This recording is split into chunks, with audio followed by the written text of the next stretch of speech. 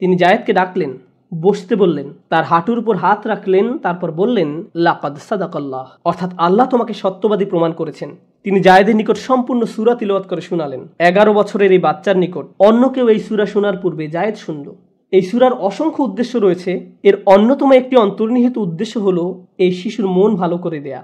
এই শিশু যে ঘটনার কথা জানিয়েছিল, এই সূরার ভেতরে শিক্ষার পর শিক্ষা, সুবহানাল্লাহ, এই সূরার ভিতরে শিক্ষার পর শিক্ষা, শিক্ষার পর শিক্ষা রয়েছে এবং এই গভীর তাৎপর্যপূর্ণ ছোট্ট ঘটনার ভেতরে।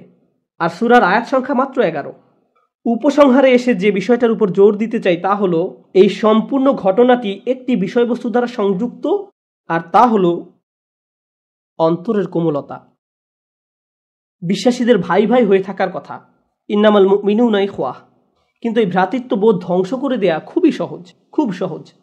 বেশি কিছু লাগে না, কখনো কখনো এমনকি গালি দেওয়ারও দরকার হয় না। ভালো শব্দও যদি খারাপ ইঙ্গিতে বলা হয়, আল্লাহ আমাদের অন্তরে যে জিনিসটি দিয়েছেন, ফাআল্লাফা বাইনা কুলুবিকুম, তোমাদের পরস্পরের অন্তরে তিনি যে ভালোবাসা তৈরি করে দিয়েছেন, অনেক যত্ন দিয়ে এর সংরক্ষণ করতে হবে।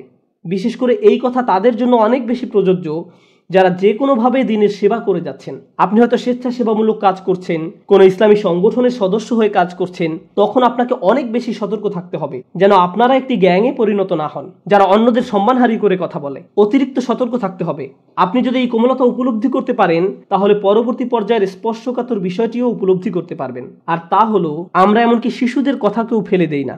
শিশুদের প্রতি আমরা তাদের অবজ্ঞা করি না, তারা আল্লাহর এক আশীর্বাদ। বর্তমানে কি বক্তব্য দেওয়ার সময় শ্রোতাদের মাঝে যদি কোনো শিশু থাকে, আমরা বলে উঠি, আপনারা কি একটু দয়া করে বাচ্চাদের নীরব রাখতে পারবেন? তাদেরকে কি অন্য কোনো রুমে রাখা যায় না? Sound proof, bullet proof, oxygen proof কোনো জায়গায় কি তাদের রাখা যায় না? এমনকি শ্রোতাদের মাঝে কোনো শিশু থাকলে অনেক সময় বক্তাও বড়রা আলোচনা বুঝলো কিনা তার চেয়েও বেশি উদ্বিগ্ন থাকে বাচ্চারা যেন কোনো শব্দ না করে। এটা নিয়েই তিনি চিন্তিত থাকেন। আর এই সম্পূর্ণ ঘটনাটি ঘটছে বালক জায়েদের অবদানের উপর নির্ভর করেই। তার অবদানের উপর। আমাদের শিশুদের অবদানকে ছোট করে দেখবেন না, তাদের মূল্য অস্বীকার করবেন না। তাদেরকে মসজিদে নিয়ে আসবেন, নিজেদের পাশে বসিয়ে খুতবা শোনাবেন, আর এটাকে ছোট করে দেখবেন না।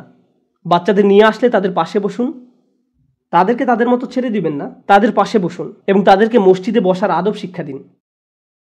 কোনো দার্সে গেলে তাদের সাথে করে নিয়ে যান। হয়তো আলোচনার কিছু অংশ তাদের মাথায় জমা থাকবে এবং 15 বছর পরে তাদের জীবনে কাজে লাগাবে।